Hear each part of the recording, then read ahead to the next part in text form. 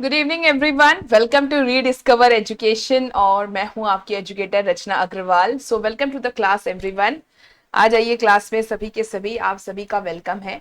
जैसा कि आप स्क्रीन पे देख सकते हैं कि आज जो है हम कुछ नया टॉपिक है ये, मतलब नया क्या है हमारे एजुकेशन में, जो हमारा पेपर 2 एजुकेशन है उसमें यूनिट 1 है एजुकेशनल स्टडीज। ठीक है, एजुकेशनल स्टडीज में हम फिलॉसफी और सोशियोलॉजी दोनों पढ़ते हैं। उसी में एक फिलॉसफी है जैन की फिलॉसफी, जैनिज्म। ओके, तो मैं आज आपसे जैनिज्म पूरा डिस्कस नहीं करूंगी, बल्कि उनकी जो थ्योरी थी स्यादवाद की, वो डिस्कस करने वाली हूं। कारण ये है कि इस बार के एग्जाम में स्यादवाद के ऊपर एक बहुत ही अच्छा क्वेश्चन आया था, और उसी क्वेश्चन को एक्सप्लेन करने के लिए एक्चुअली ये कंसेप्ट आपको पढ़ाना बहुत जरूरी है। सो आ जाइए क्लास में, सभी के सभी शेयर कर दीजिए, सब्सक्राइब कर दीजिए चैनल को। और रीडिस्कवर एजुकेशन में अगर आप यूजीसी नेट के लिए प्रिपेयर कर रहे हैं तो this is the one stop solution. Paper 1 के लिए भी आपको सारे टॉपिक्स यहां मिलेंगे, और अगर आपका पेपर 2 एजुकेशन है तो भी आपको सारे टॉपिक्स यहां पे कवर कराए जाएंगे धीरे धीरे करके। Okay, so yes, welcome to the class. जो नहीं जानते हैं, मैं मेरी डिग्री और साथ ही साथ मैंने यूजीसी नेट जेआरएफ क्वालिफाई किया 2022 में with 80% marks in education subject. मुझे 7 साल का टीचिंग एक्सपीरियंस है और साथ ही साथ 2 इयर्स का एक्सपीरियंस है as a software engineer. So yes, मैं इंजीनियर भी हूं और एजुकेटर भी हूं, इट्स अ मिक्स कॉम्बिनेशन। या फिलहाल मैं जेआरएफ अड्डा में भी हूं। जेआरएफ अड्डा का यूट्यूब चैनल भी सब्सक्राइब कर लीजिए, वहां पर भी मैं क्लासेस लेती हूं। सो अगर आपको डिटेल्ड स्टडी करना है तो जेआरएफ अड्डा का ऐप है, अच्छा खासा ऐप है, डाउनलोड कर लीजिए गूगल प्ले स्टोर से। और वहां पे हमारे बहुत सारे अच्छे अच्छे एजुकेटर्स, जैसे कि अदिति मैम है, शिव सर है, आयुषी मैम है, प्रीति मैम है, राम सर है, और भी बहुत सारे एजुकेटर्स हैं। तो वहां पे मैं पेपर 1 ले रही हूं आपका, और साथ ही साथ अदिति मैम, शिव सर और आयुषी मैम भी। और पेपर 1 के साथ आपका पेपर 2 भी मैं ही लेती हूं, जो कि एजुकेशन है। सो अगर आपको डिटेल स्टडी करना है तो ऐप डाउनलोड कर लीजिए। कुछ भी अगर जानना है तो यहाँ पे इस नंबर पे आप कॉल कर सकते हैं।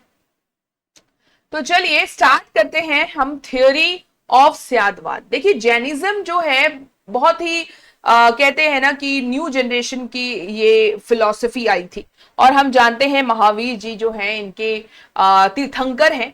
सो 24 तीर्थंकर हुए हैं, और उन्होंने ये फिलॉसफी लेकर आए।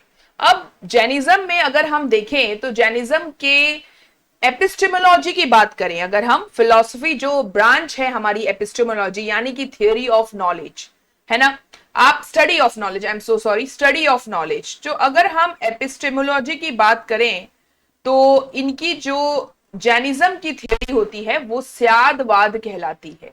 क्या कहलाती है? स्यादवाद। तो इसी के बारे में हम पढ़ेंगे आज, थियोरी ऑफ स्यादवाद। सबसे पहले यह कहा गया कि जो स्यादवाद है, it is the theory of relativity of knowledge. बहुत ज्यादा जरूरी बात और इंपॉर्टेंट बात है। इन्होंने ये कहा कि जो भी ज्ञान है इस दुनिया में वो रिलेटिव है, यानी कि एब्सोल्यूट नहीं है। इसको हम सप्तभंगी नया एक न्यू टर्म है स्यादवाद का। याद रखिएगा, स्यादवाद को ही सप्त यानी कि 7, सप्तभंगी नया यानी न्याय है, ये एक्चुअली में न्याय होना चाहिए। इसी को 7 फोल्ड जजमेंट भी बोला गया है। ठीक है, स्यादवाद का दिया हुआ है ये। अकॉर्डिंग टू स्यादवाद जो है ना, इसमें जो स्याद वर्ड है इसका मतलब होता है may be, probable, perhaps. Therefore, it is also known as probability theory of knowledge. अभी probability theory of knowledge जब कहा जाता है, और जो मैं आपको बोला कि relativity of knowledge, इसका मतलब ये है कि देखिए, इनका ये कहना था कि जितने भी यहाँ पे जितने भी जो चीज है, ऑब्जेक्ट्स है, उनमें इनफाइनाइट नंबर ऑफ कैरेक्टरिस्टिक्स है। ठीक है, अकॉर्डिंग टू जैनिज्म जो भी आप चीजें इस दुनिया में देख रहे हो अपने आसपास, उन सब में इनफाइनाइट नंबर ऑफ कैरेक्टरिस्टिक्स है, और एक इंसान के बस में नहीं है कि वो सारे कैरेक्टरिस्टिक्स को जान ले। किसी भी ऑब्जेक्ट की सारी कैरेक्टरिस्टिक्स को जानना हम इंसान के बस में नहीं है, ये हमारी लिमिटेशन है। इसीलिए इन्होंने ये कहा कि जो ह्यूमन नॉलेज है वो क्या है? रिलेटिव है, इट इज नॉट एब्सोल्यूट। यानी कि हम 100% किसी भी थिंग के कैरेक्टरिस्टिक्स को जान ही नहीं सकते हैं, ये पॉसिबल ही नहीं है। इसीलिए जो भी हमारे पास नॉलेज है किसी भी चीज की, दे आर पार्शियली ट्रू। क्या है? Partially true. ओके, सो ये चीजें ध्यान रखिएगा। इसलिए यही इंडिकेट करता है जैनिज्म की जो थियोरी है about knowledge, that it is probable, probability theory of knowledge को इन्होंने एडवोकेट किया है। पर एक और ध्यान देने वाली बात यह है कि जैनिज्म ने यह नहीं कहा है कि आप किसी के बारे में जान ही नहीं सकते हो, मतलब इम्पॉसिबिलिटी ऑफ नॉलेज के बारे में नहीं बोला है। ठीक है, याद रखिएगा, इन्होंने ये नहीं कहा है कि किसी के बारे में जानना इम्पॉसिबल है। इन्होंने ये कहा है आप जान सकते हो, जानते ही हैं, लेकिन जो हम जानते हैं वो एब्सोल्यूट नहीं है, 100% नहीं है, इट इज रिलेटिव। ओके, और इन्होंने दूसरी बात ये कही कि जो भी हम जजमेंट लेते हैं, ऑब्वियसली जो भी हम जजमेंट लेते हैं कि क्या सही क्या गलत, वो हमारे नॉलेज के बेस पर ही लेते हैं। तो अगर नॉलेज रिलेटिव है तो हमारे जो जजमेंट्स होंगे वो भी कंडीशनल होंगे, रिलेटिव होंगे और लिमिटेड होंगे। ठीक है, और इन्होंने यही कहा कि कोई भी जजमेंट जो है वो कभी भी एब्सोल्युटली रॉन्ग या एब्सोल्युटली ट्रू हो ही नहीं सकता है। इसीलिए आप देखते हो जब भी कोई फैसला लिया जाता है तो उसमें थोड़ा सा तो बोलते हैं ना, परसेंटेज ऐसा होता ही है कि हम ये कभी बोल ही नहीं सकते कि हमने जो फैसला लिया वो बिल्कुल ही एकदम परम सत्य है, ये कोई बोल ही नहीं सकता। इवन कोर्ट भी ये बोलता है, आपने देखा है अदालत में भी ये कहा जाता है कि थोड़ा बहुत तो गुंजाइश हो सकती है कि हमारा जो फैसला है वो कहीं ना कहीं गलत हो। ठीक है, यही कारण है, ये सब थियोरी बहुत इंपॉर्टेंट है हमारे लाइफ के लिए भी। So this indicates that judgements are partially true और पार्शियली फॉल्स। इन्होंने एक ना स्यादवाद को अपनी जो थियोरी को समझाने के लिए एक बहुत अच्छी स्टोरी इन्होंने बताई है। हिंदी वाले लर्नर्स के लिए भी आपको पीडीएफ मिल जाएगा। आप लोग है ना रीडिस्कवर एजुकेशन टेलीग्राम चैनल जरूर ज्वाइन कर लीजिए, इसी नाम से मेरा टेलीग्राम चैनल है, वो ज्वाइन कर लीजिएगा। वहां पे मैं इस इवेंट जो वीडियो है उसका पीडीएफ मैं वहीं पे शेयर कर देती हूँ। और कोई भी अगर आपको यूजीसी नेट रिलेटेड कोई भी अगर आपको न्यूज है या फिर कोई भी आपको अपडेट्स आते हैं, मैं वहां पे आपको सेंड कर देती हूँ। सो आप अपडेटेड रहोगे यूजीसी नेट को लेकर।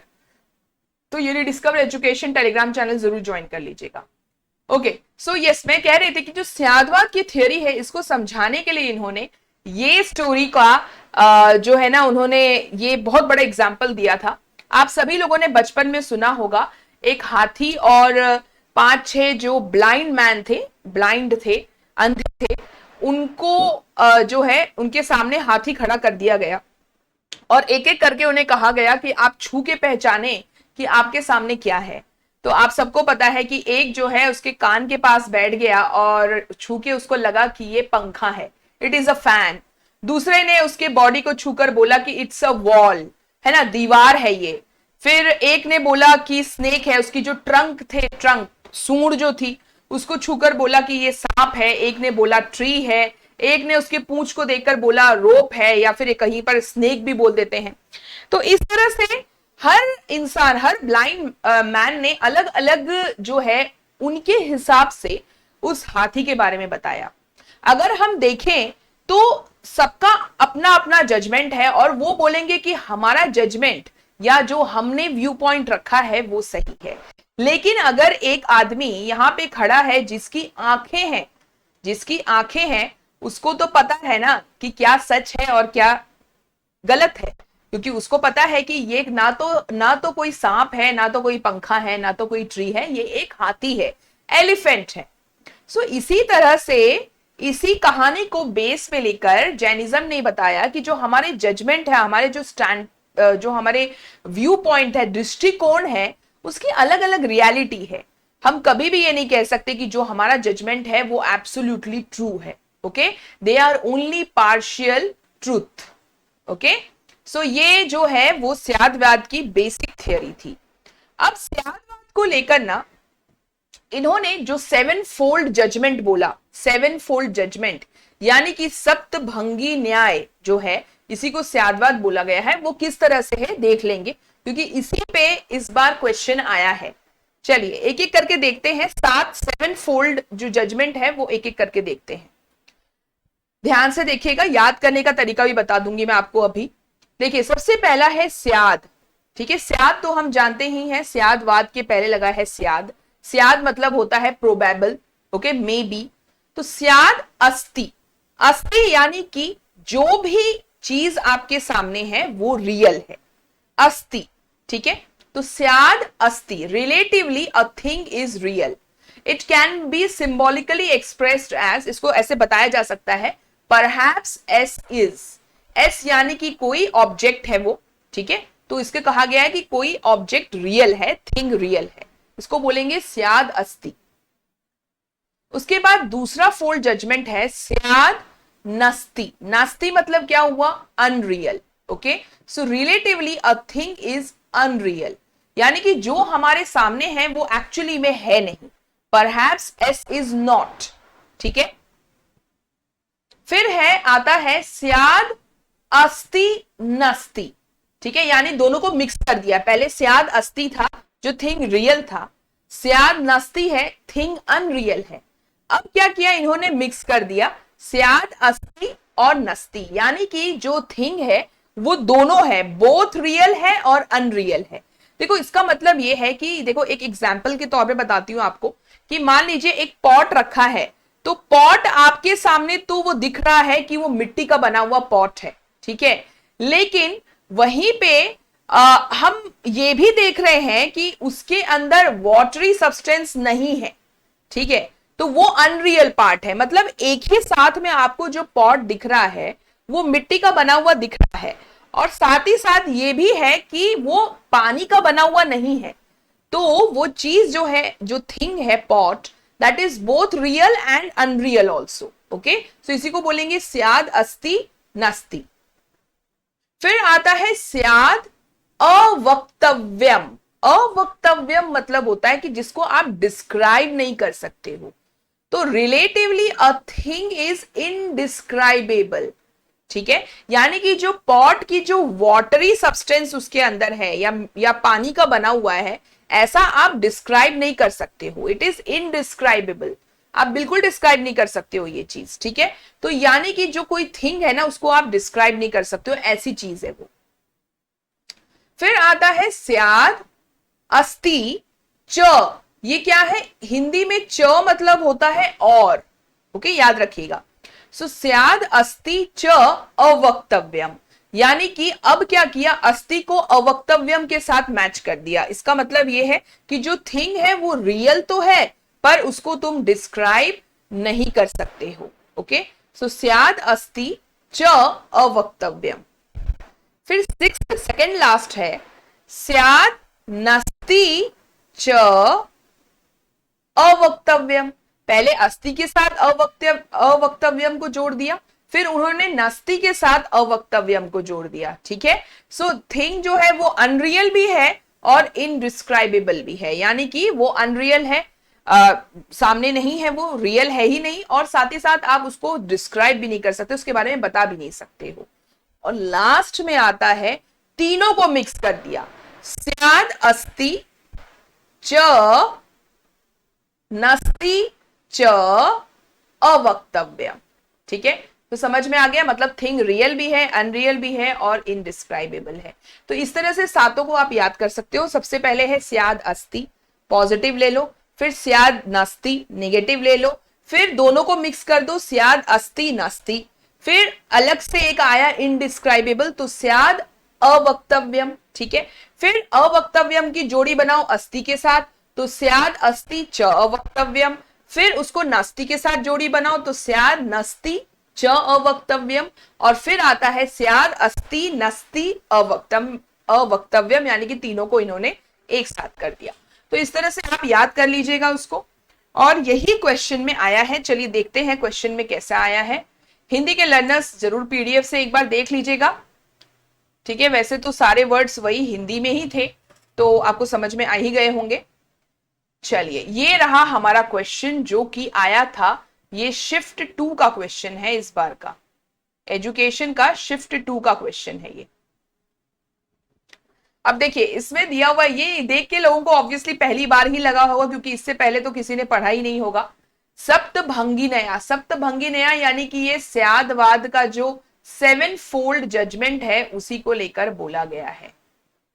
ठीक है, 7 फोल्ड जजमेंट। और जो हमने अभी अभी पढ़ा है बस उसी को आपको सीक्वेंस में अरेंज करना है, फर्स्ट 5।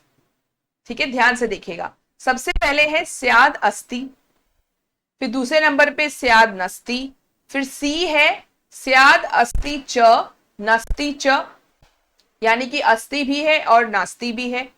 फिर स्याद अस्ति च अवक्तव्यम च, ठीक है, और फिर है स्याद अवक्तव्यम। ठीक है, ध्यान से देखिए। अब आप जानते ही हो सबसे पहले हमने पॉजिटिव लिया था, यानी कि स्याद अस्ति जो है वो पहला होगा। फिर हमने नेगेटिव लिया था स्याद नस्ति, फिर हमने दोनों को मिक्स कर दिया था, यानी कि स्याद अस्ति च नस्ति, इसको स्याद अस्ति और नस्ति भी बोल सकते हैं। फिर याद होगा आपको कि हमने फिर अवक्तव्य को ऐड किया था, तो यहां पे जो ई वाला है वो 4th स्टेप बनेगा, और उसके बाद फिर अस्ति यानी कि पॉजिटिव और अवक्तव्यम का जोड़ा बनाया था हमने। ठीक है, तो इस तरह से ये अरेंज हो गया, यानी कि A B C E and D. So A B C E and D है जो सेकेंड ऑप्शन है।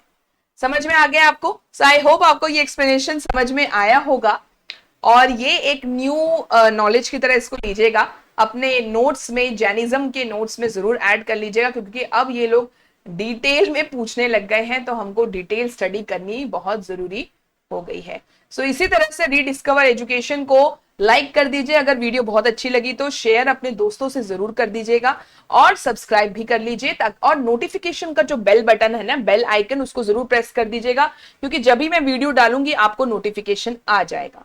और रीडिस्कवर एजुकेशन टेलीग्राम चैनल भी ज्वाइन कर लीजिएगा, वहां पर भी मैं इसका नोटिफिकेशन दे देती हूँ, और पीडीएफ भी वहां पे शेयर कर दिया जाएगा, ताकि आप अच्छे से नोट्स बना लें। सो इसी तरह मुझसे मिलते रहिएगा, यही टाइम होगा हमारा 5:30 और 5:30 PM या फिर 6 PM, इन्हीं दोनों में से कोई टाइम पे आपको वीडियो मिल जाएगा related to paper 2 education, Monday to Saturday। Thank you so much everyone, and bye bye, take care।